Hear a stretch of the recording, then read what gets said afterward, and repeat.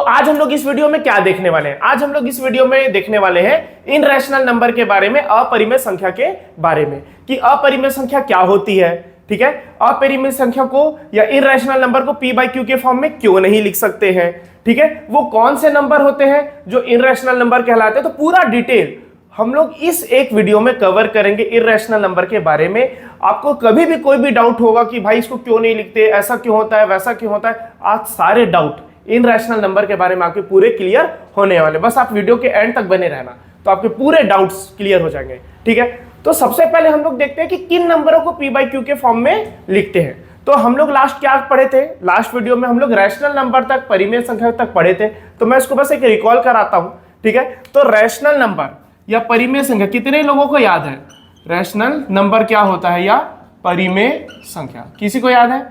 तो परिमेय संख्या क्या होती है? जिसको हम लोग p बटा क्यू के फॉर्म में लिखते हैं। रैशनल नंबर को किस फॉर्म में लिखते हैं? p बटा क्यू। ऐसी संख्या जिसे अंश बटा हर के फॉर्म में लिखा जाता है, जिसका हर कभी भी जीरो नहीं हो सकता या q is not equal to zero, और p और q कोई भी पूर्णांक संख्या होती है। ठीक है, a number which is represent in the form of p by q where q is not equal to 0 and p and q belongs to any integer। यह हो गया रैशनल नंबर। तो अब हमको पता है कि वो नंबर जिसे हम p बटा q के फॉर्म में लिख सकते हैं वो रैशनल नंबर होता है, और जिसे हम लोग p बाई q के फॉर्म में नहीं लिख पाए, जिसे हम लोग p बाई q के फॉर्म में नहीं लिख पाए, वो होता है इनरैशनल नंबर। ठीक है, तो सबसे पहले हम लोग ये देख लेना भाई कि किस किस नंबर को हम लोग p बटा क्यू के फॉर्म में लिख सकते हैं। और एक बार जब हम लोग इसको देख लेंगे कि हाँ इन नंबरों को p बटा क्यू के फॉर्म में हम लिख सकते हैं, तो फिर हम देखेंगे कि वो कौन से नंबर है जिसे p बटा क्यू के फॉर्म में नहीं लिखा जा सकता और कौन से इररेशनल नंबर है। समझ में आया? तो सबसे पहले हम लोग ऑब्जर्व करते हैं कि वो कौन कौन से नंबर है जिसे हम लोग p बटा क्यू के फॉर्म में लिख सकते हैं। तो देखो, हम लोग जब नंबर सिस्टम स्टार्ट किए थे तो सबसे पहले मैं आपको क्या पढ़ाया था? Natural number. सबसे पहले हम लोग क्या पढ़े थे बताओ? हम लोग पढ़े थे नेचुरल नंबर या प्राकृतिक संख्या। ठीक है, तो प्राकृतिक संख्या क्या होती है? जो एक से स्टार्ट होती है। कहां से स्टार्ट होती है? प्राकृतिक संख्या एक से स्टार्ट होती है और इंफिनिटी तक जाती है। सही बात है, एक से स्टार्ट होती है और इंफिनिटी तक जाती है, अनंत तक जाती है। इसको क्या बोलते हैं? प्राकृतिक। तो देखो, इसको हम लोग p बटा क्यू के फॉर्म में लिख सकते हैं। देखो कैसे, आप एक को एक बटा एक नहीं लिख सकते, दो को एक दो बटा एक लिख सकते, तीन को तीन बटा एक लिख सकते, चार को चार बटा एक। अब ये क्या हुआ? क्या ये p बटा क्यू का फॉर्म हुआ? हाँ, एक बटा एक या दो बटा एक p बाई क्यू का फॉर्म हुआ, जहां q is not equal to zero. सही बात है। और p एंड q मतलब दो और एक कोई ना कोई इंटीजर या कोई ना कोई पूर्णांक संख्या है। तो हर प्राकृतिक संख्या एक परिमेय संख्या होती है। समझ में आया? मतलब हर प्राकृतिक संख्या को हम लोग p बटा क्यू के फॉर्म में लिख सकते हैं। तो हर प्राकृतिक संख्या को मैं एक परिमेय संख्या या हर नेचुरल नंबर को मैं एक रैशनल नंबर, हर नेचुरल नंबर को मैं एक रैशनल नंबर कह सकता हूं। इतना बात समझ में आया? अब इसके बाद हम लोग क्या पढ़े थे? Whole number. इसके बाद हम लोग क्या पढ़े? Whole number. तो होल नंबर में क्या होता है? जीरो इंक्लूड होता है। सही बात है। तो आप क्या जीरो को जीरो बटा एक नहीं लिख सकते? लिख सकते हैं। तो इसको भी p बाई क्यू के फॉर्म में लिखे। यहां भी q is not equal to zero है और p और q कोई ना कोई इंटीजर या कोई ना कोई पूर्णांक संख्या है। तो इसका मतलब क्या सीखे कि हर होल नंबर या हर पूर्ण संख्या अपने आप में एक परिमेय संख्या या एक रैशनल नंबर होता है। ठीक, इसके बाद अगला क्या पढ़े? हम लोग पढ़े इंटीजर, पूर्णांक संख्या। इंटीजर क्या होता है? जिसमें पॉजिटिव, जीरो और निगेटिव नंबर इंक्लूड होता है। सही बात है। तो मेरे को बताओ, क्या इसको भी आप p बाई क्यू के फॉर्म में नहीं लिख सकते? का लिखो ना भाई, -1 बटा एक, -2 बटा एक, -3 बटा एक। अब ऑब्जर्व करो, क्या ये p बाई क्यू का फॉर्म है? क्या -2 बटा एक p बाई क्यू का फॉर्म है? क्या p और q में q is not equal to zero है? देखो, p यहां पर -2 है, q यहां पर 1 है, तो p बाई क्यू का फॉर्म है। क्या q is not equal to zero है? 1 is not equal to zero होता है। और क्या p और q कोई ना कोई पूर्णांक संख्या है? -2 भी एक इंटीजर है और 1 भी एक इंटीजर है, तो है ना? तो इससे क्या सीखे कि हर क्या पूर्णांक संख्या, हर इंटीजर भी एक अपने आप में रैशनल नंबर होता है। तो अब आप देखो, जितनी संख्या पढ़े, आप पढ़े नेचुरल पढ़े, पूर्णांक संख्या, रैशनल नंबर पढ़े। देखो आप क्या क्या पढ़े? आप पढ़े प्राकृतिक संख्या या नेचुरल नंबर, आप पढ़े पूर्ण संख्या या होल नंबर, आप पढ़े पूर्णांक संख्या या इंटीजर। ये सब तो परिमेय संख्या है। तो सारे के सारे नंबर को आप क्या लिख सकते हो, p बाई क्यू के फॉर्म में लिख सकते हो। मतलब सारा का सारा नंबर एक रैशनल नंबर हो गया, एक परिमेय संख्या हो गया। तो अब बात आता है, तो सर अगर सारा नंबर परिमेय संख्या हो गया तो फिर वो कौन सा नंबर है जिसको आप p बाई क्यू के फॉर्म में नहीं लिख सकते। तो देखो उसको समझाता हूं। अक्सर आप देखोगे गूगल में भी सर्च करोगे तो वहां ऐसे आता है कि पॉइंट वाला डेसिमल नंबर या दशमलव वाली संख्या को p बटा क्यू के फॉर्म में नहीं लिख सकते, लेकिन ये कंप्लीट नहीं है। आप दशमलव वाले संख्या को p बटा क्यू के फॉर्म में लिखते हैं, तो फिर वो कौन सी संख्या है जिसको p बटा क्यू के फॉर्म में नहीं लिखते। देखो सबसे पहले मैं आपको बता दूं, अपरिमेय संख्या भी दशमलव वाली संख्या होती, इर्रेशनल नंबर भी एक डेसिमल नंबर होता है और उसको p बटा क्यू के फॉर्म में नहीं लिख सकते। लेकिन इसका मतलब यह नहीं है कि हर दशमलव वाली संख्या को आप p बटा क्यू के फॉर्म में नहीं लिख पा रहे। दशमलव वाली को p बटा क्यू के फॉर्म में लिखते हैं, बट कुछ खास ऐसा पैटर्न होता है, उन दशमलव वाली संख्या को, उस डेसिमल नंबर को आप p बटा क्यू के फॉर्म में नहीं लिख सकते। तो सबसे पहले हम लोग क्या सीखते हैं कि सर वो दशमलव वाली संख्या बताओ जिसको आप p बाई क्यू के फॉर्म में लिख सकते हैं। तो पहले इसको सीखते हैं कि वो कौन कौन सी दशमलव वाली नंबर या कौन से डेसिमल नंबर है जिसको p बाई क्यू के फॉर्म में लिखते हैं वो परिमेय। अच्छा, p बाई क्यू के फॉर्म में लिखे तो क्या होगी, परिमेय संख्या होगी, रैशनल नंबर होगा। फिर मैं आपको बताऊंगा कि वो डेसिमल नंबर जिसको p बाई क्यू के फॉर्म में नहीं लिख सकते और वो पॉइंट वाला नंबर, वो डेसिमल नंबर इररेशनल नंबर कहलाएगा। तो सबसे पहले अपन बेसिक से चालू करते हैं कि वो कौन से डेसिमल नंबर है जिसको हम लोग p बाई क्यू के फॉर्म में लिख सकते हैं। तो देखो सबसे पहले देखो आराम से देखना, जैसे मैं कहीं लिखता हूं 1/5 1.5, तो क्या इसको p बटा क्यू के फॉर्म में लिख सकते हैं। देखो कैसे लिखते हैं, आप लिखो इसको 15 को छापो एज इट इज, छापे 15 को, पॉइंट की जगह क्या आएगा 1 और एक नंबर है ना तो एक 0। तो देखो ये p बटा क्यू का फॉर्म हुआ। जैसे एक और मैं दे रहा हूं, जैसे मान लो 1.23 यहां लिख लो 4, ठीक है। तो आपको क्या करना है, अगर इस डेसिमल नंबर, देखो ये डेसिमल नंबर है कि नहीं, ये भी एक डेसिमल नंबर है, दशमलव वाली संख्या है ना, तो दशमलव वाली संख्या को p बटा क्यू के फॉर्म में कैसे लिख रहा है। देखो इसको एज इट इज छापो, तो 4 1 2 3, सही बात है।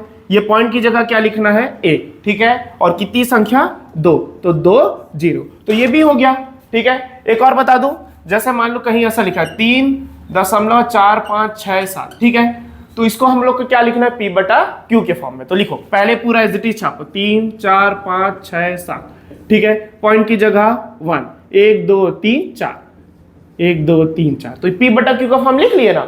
तो देखो आप डेसिमल नंबर को p बटा क्यू के फॉर्म में लिख पा रहे हो, ठीक है, यहां तक कोई दिक्कत। उसका कारण बताओ क्या है, उसका कारण यह है कि ये टर्मिनेट हो रहा है, यहां पर रुक जा रहा है ना, इंफिनिटी तक नहीं जा रहा, इसलिए इसको आप क्या कर सकते हो, p बटा क्यू के फॉर्म में लिख सकते हो। अच्छा, एक क्वेश्चन मैं आपको दे रहा हूं, आप बना के बताना, ये वाला क्वेश्चन आप कमेंट करके बताना। जैसे मैं लिख देता हूं 123.6789, इसका आप p बटा क्यू के फॉर्म में कमेंट करके बताना। अच्छा, अब हम लोग रिवर्स ऑर्डर चलते हैं। क्या सर इसको हम लोग दशमलव में लिख सकते हैं, अगर p बटा क्यू का फॉर्म है तो इसको दशमलव में लिख सकते हैं। हाँ लिख सकते हैं। देखो आपको क्या करना है, पहले तो ये 15 को एज इट इज छापो, ठीक है, यहां कितना जीरो है, एक जीरो है, तो एक जीरो के बाद, एक जीरो है ना, तो एक नंबर के बाद पॉइंट। समझ में क्या किया, देखो दूसरे में समझो, ये इसको एज इट इज लिख रहा है 4123, सही बात है। हम लोग क्या यहां सीख रहे हैं, decimal number two fraction number, दशमलव वाली संख्या को भिन्न संख्या में लिखना और भिन्न वाली संख्या को दशमलव में लिखना। तो पहले हम लोग डेसिमल से किस में चेंज किए, फ्रैक्शन में, अब हम लोग चेंज कर रहे हैं फ्रैक्शन टू डेसिमल, ठीक है। पहले हम लोग दशमलव वाली संख्या को भिन्न संख्या में लिखे, अब हम लोग भिन्न वाली संख्या को दशमलव वाली संख्या में लिख रहे हैं। तो इसका आंसर देखो 2 जीरो है ना, तो 2 अंक के बाद दशमलव, समझ में आया। अच्छा ये वाला देखो, ये वाला जैसे, तो इसको पूरा एज इट इज लिखना है, किसको लिखना है 3 4 5 6 7, छाप दिए, जैसा है वैसे छाप देने का, ठीक है। उसके बाद कितना अंक है 1 2 3 4, 4 जीरो है ना, तो 4 के बाद 1 2 3 4, क्या लगा दिए पॉइंट, समझ में आया। चलो अब मैं आपको एक क्वेश्चन देता हूं, आप बना के बताना क्या कि डेसिमल नंबर से फ्रैक्शन नंबर वाला, तो मैं आपको एक क्वेश्चन दे दिया हूं, अब मैं फ्रैक्शन टू डेसिमल मतलब भिन्न वाली संख्या से दशमलव में बताना, ठीक है। जैसे एक क्वेश्चन लिखो 4 5 4 5 बटे 1 0 0 0 0, चलो इसको करके बताओ इसका क्या होगा, ठीक है। एक सेकंड में आपको दे रहा हूं, इसको करके बताओ क्या होगा। देखो अब मैं बता दूं, आप लोग का हो गया, देखो मैं बता रहा हूं, एज इट इज छापो। अब बोलोगे सर अभी तक तो आप बताए थे हो गया, यहां तो ये संख्या कम या ज्यादा है, तो देखो कुछ नहीं करना होता, देखो आराम से समझना।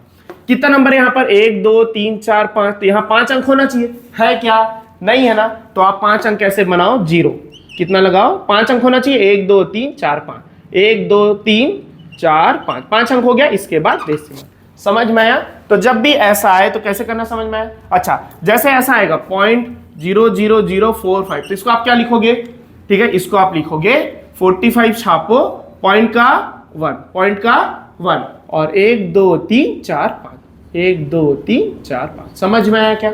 ठीक है, अब मैं क्वेश्चन दे रहा हूं, आप लोग को वो कमेंट करके बताना है, ठीक है। जैसे आपको ये बताना इसका क्या आंसर होगा, इसका क्या आंसर होगा, ठीक है, लिखे क्वेश्चन, ठीक है, इसका आंसर आप कमेंट करके बताना। अब एक इंपॉर्टेंट बात, बहुत इंपॉर्टेंट बात, जो कंफ्यूजिंग है, जो बेसिक्स है, इसको मिटा दूं, ठीक है।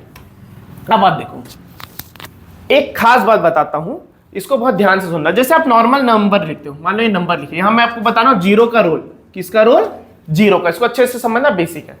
जैसे मान लो मैं 5 लिखा, ठीक है, ये 5 है, अगर मैं 0.5 लिखूं तो ये अभी 5 है कि कुछ बदल गया है, 5 ही है ना। इसके बाद अगर मैं 0.05 लिखूं तो अभी बदल गया है, कुछ चेंज हो रहा है, नहीं, 5 ही है, ठीक। लेकिन अगर मैं 5 लिखूं और इसके बाद ये 0 बढ़ाऊं तो ये 5 है कि 50 है, ये 50 है।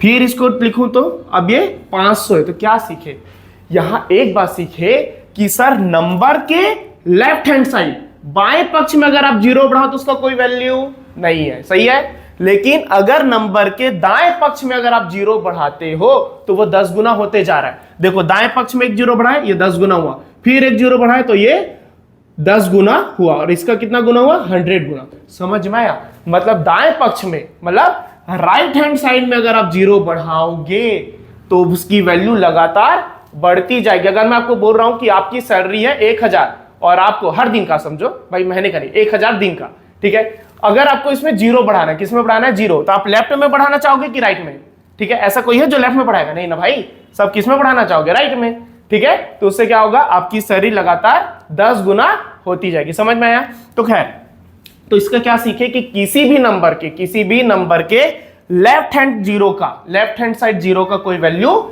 नहीं होता और राइट हैंड का बहुत ज्यादा वैल्यू होता है। समझ में आया? अब अगर पॉइंट वाला नंबर, अब इसको अच्छे से समझना, दोनों में अंतर क्या होता है, ठीक है। जैसे मैं पॉइंट वाला नंबर देता हूं, क्या दिया, 0.5, ठीक है, 0.5 दिया। अब 0.5 के मैं राइट हैंड साइड 0 बढ़ा, किधर, इधर, तो इसको क्या लिखते हो, देखो पहले इसको समझो, इसको लिखते हैं सर 5 का 5 और पॉइंट का 1 और 0, सही बात है, इसको बहुत अच्छे से समझना। तो यहां तक कोई दिक्कत, फिर 0.50, इसको क्या लिखोगे सर, 50 और पॉइंट का और 2 0, सही बात है ना, ऐसे लिखोगे ना, नहीं आया समझ में? देखो अभी तो समझाया था, 5 का 5, पॉइंट का 1 और 1 ठन 0, क्योंकि एक संख्या है, 5 का 5 मतलब जो संख्या इसको छापने का है, पॉइंट का 1 लिखना है और 2 ठो 0 छापने का, यहां तक कोई दिक्कत। फिर 5000, तो एज इट इज छापो, पॉइंट का 1 और 1 2 3 0, ये समझ में आ रहा है सबको, ठीक है। अब आप ध्यान से देखो तो भैया ये 0 कट गया ना, ये 0 कट गया, और ये क्या रहा, 5/10, ये 0 कटा तो क्या रहा, 5/10, और ये तो है ही 5/10। तो क्या सीखे कि सर अगर डेसिमल नंबर हो, ठीक है, तो उसके राइट हैंड साइड के 0 का कोई वैल्यू नहीं होता। समझ में आया क्या बोला, दोनों में अंतर क्या है? जैसे नॉर्मल नंबर था तो उसके लेफ्ट के 0 का कोई वैल्यू नहीं था, ठीक है, और डेसिमल नंबर है तो उसके राइट के 0 का कोई वैल्यू नहीं होता। समझ में आया? नॉर्मल नंबर के लेफ्ट के 0 का कोई वैल्यू नहीं होता और डेसिमल नंबर के राइट के 0 का, देखो राइट में लगातार 0 बढ़ा रहा हूं, कोई वैल्यू नहीं। लेकिन अगर यही डेसिमल नंबर, ध्यान से देखना, अब मैं लेफ्ट में 0 बढ़ाता हूं, कहां बढ़ाता हूं, लेफ्ट, देखो तो ये 5 था, अब लेफ्ट में 0 बढ़ाया तो देखो यहां मैं एक 0 बढ़ा रहा हूं, समझ में आया, फिर एक और 0 बढ़ा रहा हूं, 2 0, समझ में आया। तो देखो अब इसको क्या लिखोगे, 5/10, सही बात है, एज इट इज छापे, पॉइंट का 1 और 1 0, फिर इसको एज इट इज छापे, पॉइंट का 1 और कितना 0 00, फिर इसको एज इट इज छापे, पॉइंट का 1 और 000, सही बात है। अब आप क्या बोलोगे सर 5/10, इस 0 का तो कोई नंबर के इधर के 0 का कोई वैल्यू होता है क्या, देखो कोई वैल्यू नहीं है, तो ये भी 5/100, 5/100, और ये होगा कोई वैल्यू नहीं, 5/1000। तो क्या सीखे कि सर जो नॉर्मल नंबर होता है उसके लेफ्ट के जीरो का वैल्यू नहीं होता, लेकिन राइट के जीरो का बहुत ज्यादा वैल्यू होता है। ठीक, उसी तरह डेसिमल नंबर में राइट के जीरो का, डेसिमल नंबर में अभी सीखा ना, डेसिमल नंबर में राइट के जीरो का वैल्यू, ये सब सेम नंबर है, सब क्या लिखा है, सेम है। इसका सबका आंसर क्या आएगा, 5/10 ही आएगा। समझ में क्लियर है कि बता दूं? देखो 5 बटा ये क्या होगा, पॉइंट का 1 और डबल जीरो, ठीक है, 5 जीरो एज इट इज छापो पॉइंट का, और ये इसको क्या करोगे 5 और पॉइंट का 1 और जीरो, समझ में आ रहा है? और ये एज इट इज छापो 500 पॉइंट का 1 और 1 2 3। तो जब इसको सॉल्व करोगे तो क्या आएगा इसका आंसर, 5/10। इसको 5/10, इसको सॉल्व करोगे तो 5/10, ठीक है, 5/10। तो क्या सीखे यहां पर कि सर पॉइंट के राइट के जीरो का कोई वैल्यू हुआ, हर बार तो आंसर 5/10 ही ना मेरे भाई, देखो हर बार 5/10 है। तो दशमलव के राइट के जीरो का वैल्यू नहीं होता, लेकिन नॉर्मल नंबर के राइट का वैल्यू फुल वैल्यू, मतलब नॉर्मल नंबर के राइट वाले जीरो, राइट हैंड साइड के जीरो का भयानक वैल्यू। समझ में आ गया? उसी तरह पॉइंट में लेफ्ट वाले जीरो का बहुत ज्यादा वैल्यू होता है और नॉर्मल नंबर के लेफ्ट का जीरो नहीं होता। तो कैसे याद रखोगे? अभी तो कंफ्यूजिंग लग रहा होगा, ठीक है। अब याद करने का कैसे, देखो याद ऐसे करना, ठीक है, याद कैसे करना ध्यान से देखो। अब इसको मैं याद करने का तरीका बता रहा हूं। कुछ नहीं, अब नॉर्मल नंबर तो याद रहेगा ना भाई। देखो जैसे कहीं 6 लिखे, क्या लिखे 6, तो सर जिसका कोई वैल्यू नहीं, इसका भयानक वैल्यू, समझ में गया? इसका जस्ट उल्टा कर देना दशमलव वाले में। नॉर्मल नंबर में लेफ्ट का वैल्यू नहीं है, राइट का भयानक वैल्यू है, तो दशमलव वाले में राइट का वैल्यू नहीं होगा, दशमलव वाले में राइट का वैल्यू नहीं होगा, इसका कोई वैल्यू नहीं होगा, सब सेम नंबर है, लेकिन लेफ्ट के जीरो का फुल वैल्यू होगा। समझ में आएगा? जस्ट उल्टा याद रखिएगा, नॉर्मल नंबर के लेफ्ट का वैल्यू नहीं है, राइट का वैल्यू है, और दशमलव वाले में राइट का वैल्यू नहीं है, लेफ्ट का वैल्यू है। ये भूलना होता है, कंफ्यूजन होता है। क्लियर हो गया? अब हम लोग कहां थे? हम लोग यहां पर थे कि सर पर इनरैशनल नंबर पढ़ रहे थे ना, हम लोग इनरैशनल को समझने जा रहे थे। तो इनरैशनल नंबर में हम लोग क्या पढ़े कि आपको मैं क्लिप भी दिखाया था कि दशमलव वाले नंबर को हम लोग क्या बोलते हैं, अपरिमेय, क्योंकि उसको p/q के फॉर्म में नहीं लिख सकते। तो यहां ध्यान से समझो, दशमलव अभी तो सीखे, हाँ सर दशमलव वाले नंबर को तो हम लोग p/q के फॉर्म में लिख सकते, कैसे, पॉइंट का 1 और 000 लिख सके ना। अब तो फिर वो कौन से नंबर है जिसको हम लोग p/q के फॉर्म में नहीं लिख सकते? अब कुछ लोग का दिमाग चलेगा, सर ऐसे करो ना 3.3333 लिखते जाओ, और जब तक लिखोगे इंफिनिटी तक लिखो। तो अब इसको कैसे लिखोगे ना, देखो ये तो लिमिट है नहीं, ये लिमिट है क्या? इसकी कोई लिमिट नहीं है, ये तो इंफिनिटी तक जाएगा ना, तो कितना जीरो बढ़ाओगे? तो यहां से बोलोगे कि हाँ सर जो बार बार रिपीट हो रहा है, बार बार आ रहा है, बार बार आ रहा है, 3 बार बार बार बार आ रहा है, तो इसको आप p/q के फॉर्म में नहीं लिख सकते। तो इसका आंसर है आपका गलत, ठीक है। इसको p/q के फॉर्म में लिख सकते हैं। अब बोलो कैसे? देखो ये नंबर होता है बार वाला नंबर, क्या नंबर होता है? बार वाला नंबर, और इसको p/q के फॉर्म में लिखा जाता है। जैसे मैं एक एग्जांपल देता हूं, आप 10 को 3 से भाग करो, किसको भाग करो? 10 को 3 से भाग किए, तो जब 10 को 3 से भाग करोगे, देखो भाग करके दिखाऊं, 3 तिया 9, सही बात है, 1 पॉइंट लगाओगे 0, सही बात है। फिर क्या करोगे? 3 तिया 9, फिर ये, फिर 3 तिया 9। अब तो ये आते रहेगा ना, ये हर बार आएगा, ये लगातार बढ़ते जाएगा। तो मेरे को बताओ 3.333 को 3.333, जिसको मैं क्या लिख सकता हूं? 3.3 बार। बार का मतलब क्या होता है? रिपीटेशन। क्या मैं इसको 10/3 लिख पाया कि नहीं? तो क्या ये p/q के फॉर्म में हो गया ना, क्योंकि 10/3 का ही तो रिप्रेजेंटेशन 3.3 बार होता है। देखो ना सॉल्यूशन, देखो 10/3 का ही तो सॉल्यूशन 3/3 सही 3 बार है कि नहीं है? तो क्या मतलब सीखे, सर जो इंफिनिटी तक जा रहा है उसको भी हम लोग p/q के फॉर्म में लिख सकते हैं। अब ध्यान सुनो, इसमें बात यह है कि सर आपको कैसे पता कि ये 3.3 बार को 10/3 लिख सकते हैं? सोचे कोई? मैं तो डायरेक्ट लिख दिया ना, किसी को मन में कि सर आप कैसे लिख दिए सीधा 10/3? हमको थोड़ी पता है कि कैसे लिखते। अगर मैं मान लो ये लिख दूं 4 या 0.479, तो आप क्या ऐसे बार लगा दूं, इसका क्या मतलब है कि 4.7479, इसका यही मतलब है ना, इंफिनिटी तक आ रहा है। इसको लिख सकते हो क्या p/q के फॉर्म में? लिख पाओगे? नहीं। इसको भी लिख सकते, देखो 479/999। अब आप बोलोगे ये कैसे आप लिख लिए, है ना? तो ये सेपरेट टॉपिक है। क्या टॉपिक है? इस टॉपिक का नाम है बार वाले प्रश्नों को भिन्नों में बदलना। टॉपिक का क्या नाम है? बार वाले प्रश्नों को भिन्नों में बदलना। इसको बदला जा सकता है, इसका मैं नेक्स्ट वीडियो बना दूंगा और डिटेल बताऊंगा कि कैसे बार वाले प्रश्नों को, जैसे कोई भी अचानक से दे दे सीधा 3 4 7 5 3, तो इसका क्या मतलब है? 34.7565656, इसका क्या मतलब है? 5656 रिपीट कर रहा है। देखो इसका क्या मतलब होता है? 34.7565656, ये पूरा होता है। तो इसका मैं अगले वीडियो, एक सेपरेट वीडियो बना दूंगा कि कैसे बार वाले नंबरों को भिन्नों में बदला जाता है। मैं डिटेल भी बताऊंगा और मैं कैसे फट से लिख दिया, 1 सेकंड में लिखा ना, यहां भी 1 सेकंड में लिख दिया, तो ये कैसे मैं लिख दिया ये भी आपको सिखाऊंगा। तो डिटेल भी सिखाऊंगा, ट्रिक से भी सिखाऊंगा। वो अपने आप में 20-25 मिनट का वीडियो है, तो उसका अलग से बना दूंगा, नहीं तो ये लेंथी हो जाएगा। ठीक है, अब अपन आते हैं अपने मेन टॉपिक में। तो सर 2 बात से अपन चालू किए थे कि वो कौन से नंबर है जिसको P बटा Q के फॉर्म में नहीं लिख सकते। तो हम लोग क्या से चालू किए कि सर पहले ये बता दो कि किस किस को P बाई Q के फॉर्म में लिख सकते, यहीं से स्टार्ट हुई थी क्लास। तो देखो हम लोग नेचुरल नंबर को P बटा Q के फॉर्म में लिख लिए, हम लोग होल नंबर को, पूर्ण संख्या को P बटा Q के फॉर्म में लिख लिए, हम लोग इंटीजर या पूर्णांक संख्या को P बटा Q के फॉर्म में लिख लिए, सबको लिखे। फिर हम लोग क्या किए, दशमलव वाले को देखे, तो दशमलव वाली संख्या को भी यहां पढ़ा था ना ये वाला बात, इसको भी P बटा Q के फॉर्म में लिख लिए।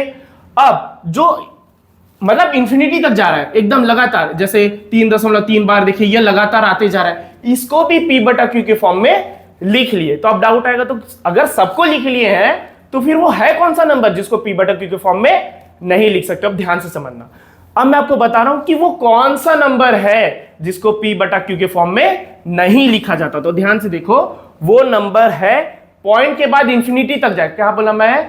पॉइंट के बाद, जैसे मान लो पॉइंट के बाद इंफिनिटी तक जाए, ठीक है, लगातार आए और कभी भी रिपीट ना करे। क्या बोला? अच्छे से सुने, ये कभी भी रिपीट, मतलब 4 5 6 7 8 5 4 3, कोई गैस नहीं कर सकता कि अगला नंबर क्या आने वाला है।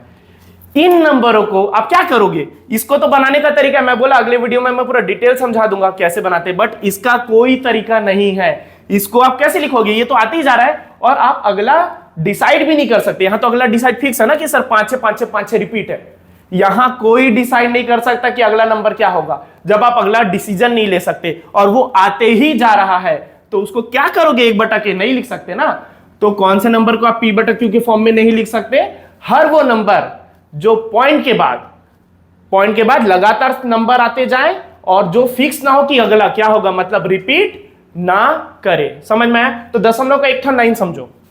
देखो जो रुक जाए इसको बोलते हैं टर्मिनेटिंग। इसको क्या बोलते हैं? टर्मिनेट हो गया ना, यहां पर इसको P बटा Q के फॉर्म में लिख सकते हैं। क्या बोले इसको? टर्मिनेटिंग। टर्मिनेट हुआ यहां पर तो इसको P बटा Q के फॉर्म में लिख सकते हैं। जो नॉन टर्मिनेटिंग था, क्या था ये? Non terminating. देखो 5 6 5 6 5 6 लगातार आ रहा है तो नॉन टर्मिनेटिंग है ना, लेकिन क्या है? रिपीटिंग है। रिपीटिंग क्या है? 5 6 5 6 5 6 रिपीट मार रहा है, इसको भी P बटा Q के फॉर्म में लिख सकते हैं। तो क्या क्या को लिखे सर? टर्मिनेटिंग को भी P बटा Q के फॉर्म में लिखे, आप नॉन टर्मिनेटिंग को भी P बटा Q के फॉर्म में लिख सकते हैं। क्यों? क्योंकि ये नॉन टर्मिनेटिंग तो है लेकिन रिपीटिंग भी है। क्या है? रिपीटिंग, मतलब 5 6 5 6 रिपीट हो रहा है। लेकिन ये कौन सा पैटर्न हुआ? नॉन टर्मिनेटिंग, मतलब टर्मिनेट कहां हुआ और नॉन रिपीटिंग, मतलब ना टर्मिनेट हुआ ना रिपीट किया, इसको आप P बटा Q के फॉर्म में नहीं लिख सकते। और यही नंबर क्या कहलाता है? इनरैशनल नंबर। तो जो आपको गूगल का एक क्लिप दिखाया था उसमें क्या लिखा था? दशमलव वाली संख्या। तो ये है वो दशमलव वाली संख्या जिसको P बटा Q के फॉर्म में नहीं लिखा जा सकता। और इसकी खास बात क्या है? ये एक तो नॉन टर्मिनेटिंग है, ये तो नॉन टर्मिनेटिंग है और नॉन रिपीटिंग है, इसको P बटा Q के फॉर्म में नहीं लिखा जा सकता। अब सर वो कौन कौन से नंबर है ऐसे वाले? तो देखो पाई, सबसे पहले इनरेशनल नंबर क्या है? पाई है। पाई को आप P बाई Q के फॉर्म में नहीं लिख सकते क्योंकि इसका वैल्यू क्या होता है? 1.732 समथिंग कुछ होता है, ठीक है? नहीं, हाँ 1.4 देख लेना, एक बार चेक कर लेना, मैं इसको बताऊंगा। तो पाई की वैल्यू क्या होती है? इनरेशनल नंबर होता है। आप पाई को लिखते होगे ना 22/7। देखो अब बहुत ध्यान से समझना, एक इंपॉर्टेंट कंसेप्ट बता। आप पाई को क्या पढ़ते हो? सर पाई की वैल्यू 22/7 है, पढ़े हो? अब आप सोचो, मैं बोल रहा हूं पाई की वैल्यू इनरेशनल नंबर है और 22/7 रैशनल है। अब आप सोचो ये खुद में इनरेशनल नंबर है, पाई क्या है? एक इनरेशनल नंबर है और 22/7 क्या है? एक रैशनल नंबर है। तो जब पाई इररेशनल नंबर है, 22/7 रैशनल नंबर है, तो ये कैसे इसके बराबर है? तो ये वाला डाउट भी मैं एक सेपरेट वीडियो बना दूंगा पाई से, ठीक है? तो पाई नाम का सेपरेट वीडियो में पाई को बहुत आराम से एक्सप्लेन करूंगा कि पाई की वैल्यू 22/7 नहीं होती, ठीक है? क्योंकि पाई एक अपरिमेय संख्या इरेशनल नंबर है और 22/7 एक परिमेय संख्या है, रैशनल नंबर। तो फिलहाल अपन अपने टॉपिक में आते हैं। तो फिलहाल मैं क्या बोल रहा था, पाई पहला नंबर क्या है, कौन सा अपरिमेय संख्या है, पाई, ठीक है। दूसरा √2, फिर क्या है √3, फिर √5। अब 4 मत लिख देना भाई, √4 क्या होता है, √4 को आप क्या लिखते हो 2, और 2 को 2/1 लिखा जाता है, तो √4 एक परिमेय संख्या है, √4 एक परिमेय संख्या है। √5 के बाद √7 हो गया, √6 हो गया, √ आ गया, 8 हो गया, ऐसे सभी संख्या क्या है, एक इरेशनल नंबर है, जिसको p/q के फॉर्म में नहीं लिख सकते। और क्यों नहीं लिख सकते, क्योंकि पॉइंट के बाद ये नॉन टर्मिनेटिंग भी होगा और रिपीट भी नहीं करेगा, ठीक है। एक मिनट, ये 2 नहीं आएगा, यहां पर एक गलती हो गया, 4 आएगा, ठीक है। √4 का वैल्यू 2 होता है और 2 को 2/1 लिख सकते हैं, क्योंकि √2 तो क्या है, एक क्या है, √2 एक अपरिमेय संख्या, एक इरेशनल नंबर है, जिसका वैल्यू क्या होता है 1.414। √3 का क्या होता है 1.732। तो ये वैल्यू भी कैसे निकालते हैं, इसका भी एक मैं सेपरेट वीडियो बना दूंगा कि रूट से इसकी वैल्यू कैसे निकालते हैं। अच्छा, ये √3 का होता है 1.732, पाई का तो वैल्यू समथिंग 3.14 होता है, 3.14, ठीक है। तो अच्छे से समझ में आ गया आज। तो आज हम लोग क्या सीखे, इनरेशनल नंबर के बारे में सीखे और डिटेल सीखे, ठीक है।